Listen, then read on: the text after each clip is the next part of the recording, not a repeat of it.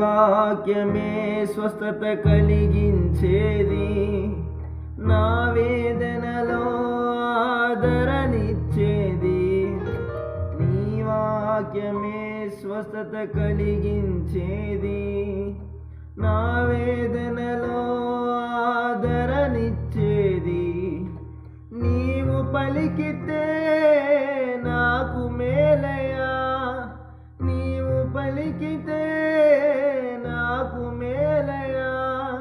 నీ దర్శనమే నాకు చాలయా, నీ దర్శనమే నాకు చాలయా.